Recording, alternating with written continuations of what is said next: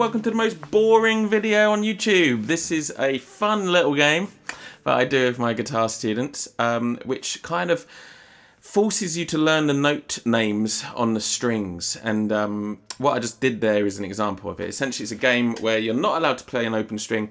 So you're going from the 1st fret to the 12th fret, and you're going from the thinnest string to the thickest string, the thinnest E string to the thickest E string, and you're trying to find all of the same note. So in that case, I just did G. So G on the E string, 3rd fret, G on the 8th fret, B string, G on the G string, 12th fret, G on the 5th fret, D string, G on the 10th fret, A string, G on the 3rd fret, E string.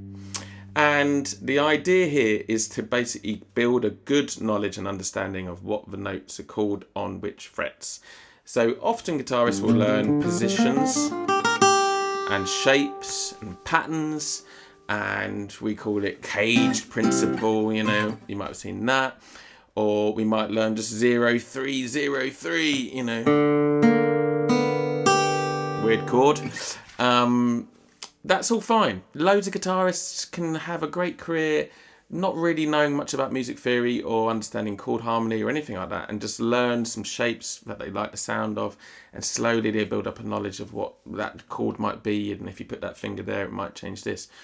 This method is essentially a way of really understanding where your chords can be played. So if you know where all the G's are, in this case, then you might want to learn where all the B's are and all the D's.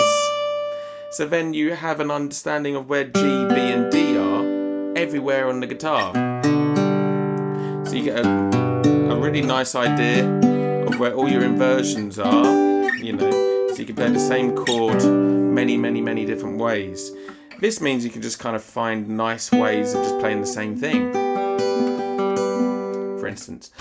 And that's kind of got a lot of benefit, especially in folk music, because there's a lot of traditional songs, traditional tunes that are all in the same key.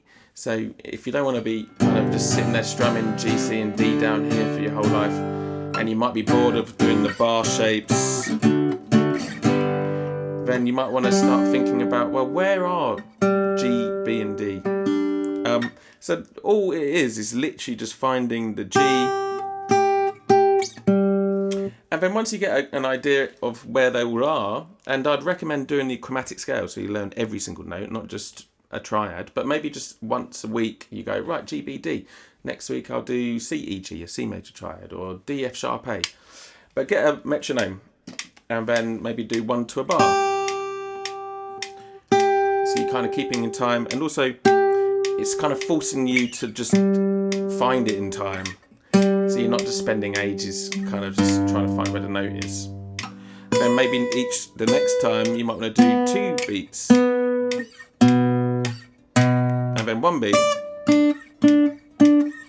I'm going to attempt maybe half a beat. It's that simple. And then, you know, you can then explore melodies, you know, like, for instance, you might go, well, that's the starting note is G, D, and find